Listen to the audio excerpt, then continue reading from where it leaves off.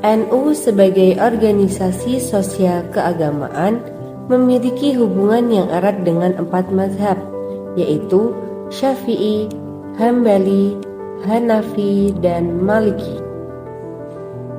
Hal ini membawa ketergantungan terhadap kitab kuning sebagai basis intelektual, karena NU bukan hanya berpegang pada Al-Quran dan hadis, tapi juga mengikut sertakan ijma' dan qiyas sebagai dasar hukum. Sejarah kitab kuning sebenarnya erat kaitannya dengan tradisi kehidupan santri di pesantren, sebab santrilah yang mempelajari dan mengkaji kitab kuning secara utuh dan mendalam.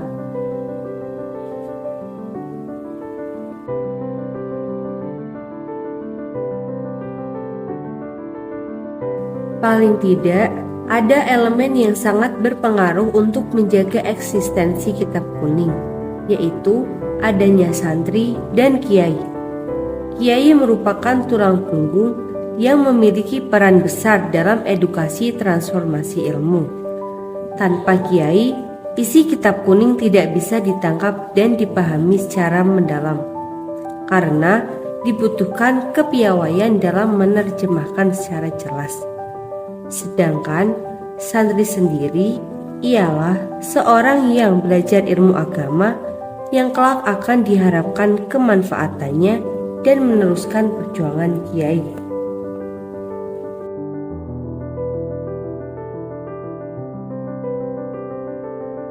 Kitab kuning sendiri memiliki banyak fan ilmu. Ada fan ilmu nahwu,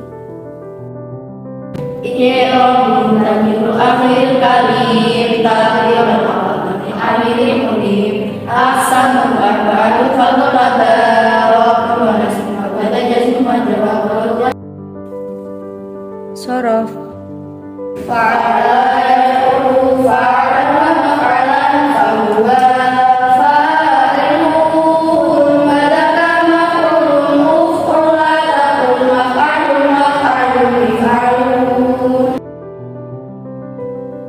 yang mana ilmu tersebut menjelaskan tentang gramatika Arab dan tata bahasa yang menjadi pijakan modal awal seseorang bisa membaca dan memahami isi kitab kuning dengan benar.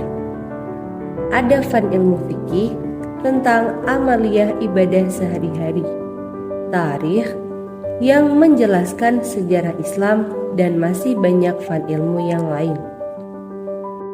Kolaborasi antara kitab kuning, kiai, dan santri inilah yang mampu menentukan laju perkembangan zaman, di mana kitab yang hadir dibuat tidak sekedar dibuat, melainkan dibuat untuk menjawab tantangan zaman. Apabila didapati suatu persoalan hidup, maka kitab kuninglah yang menjadi tumpuan penyelesaiannya. Laku hidup umat Islam harus merujuk pada kitab kuning.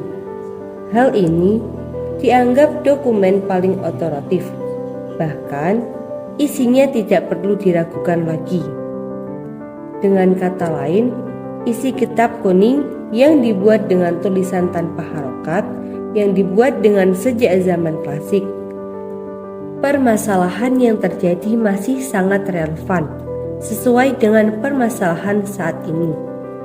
Selain sangat relevan untuk dipelajari, kitab kuning tampil sebagai mata rantai keilmuan Islam yang bersanad atau bersambung kepada pemahaman Islam masa tabi'in dan para sahabat, juga tersambung sampai baginda Muhammad SAW.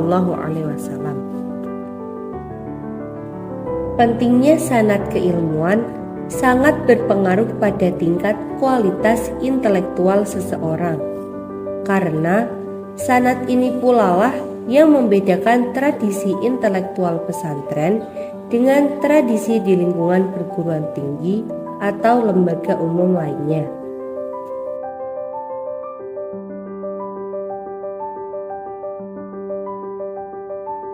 Sejarah sanad kitab kuning tidak akan lestari jika tidak ada yang mempelajarinya. Maka tidak berlebihan ketika dikatakan mempelajari kitab kuning merupakan amaliyah pokok yang harus diamalkan oleh setiap warga Nahdliyin sebagai bentuk meneruskan jejak salafus salihin di dalam menyikapi persoalan sehari-hari yang merujuk pada hukum Islam yang bersanad sampai Rasulullah.